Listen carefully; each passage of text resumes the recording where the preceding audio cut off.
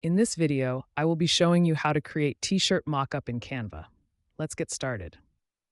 I'll start on the Canva home screen and search for a Facebook post template to give me a high-quality blank canvas.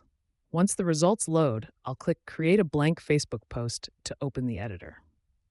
On the left-hand side menu, I'll scroll down to find the Mockups section. If you don't see it immediately, you can find it under the Apps tab.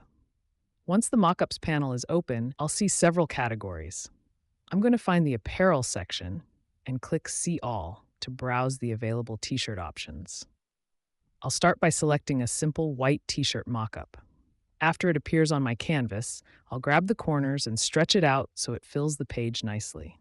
To give myself more options, I'll click the Add Page button at the bottom. For my second page, I'll go back to the Apparel list and choose a mockup with a male model. I'll resize this one as well so it's centered and clear. I'm going to repeat this process a few times to create a variety of different looks. I'll add a third page and select a mockup of a woman holding a soccer ball, making sure to scale it up so the shirt is the main focus. I'll keep adding pages and selecting different styles, like this one featuring a woman standing near some tropical plants with a pink background. For my final page, I'll drag in a flat lay t-shirt mockup and then add another model mockup right next to it.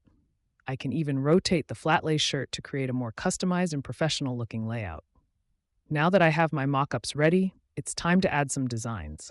I'll click over to the Elements tab and type Cute Design into the search bar. I'll filter the results to Photos and scroll through until I find a pattern I like.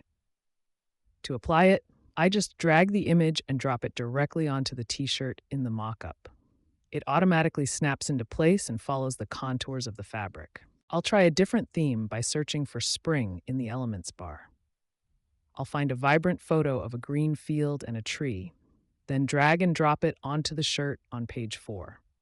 On page 3, I'll go with something simpler and drop in a smile graphic.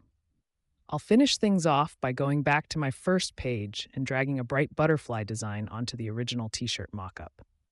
Now that all my designs are applied and look great, I'll head to the top right corner and click the Share button. I'll select Download from the menu and make sure the file type is set to PNG. Finally, I'll click the purple Download button to save all of my new t-shirt mockups to my device, ready to be used for my store or social media.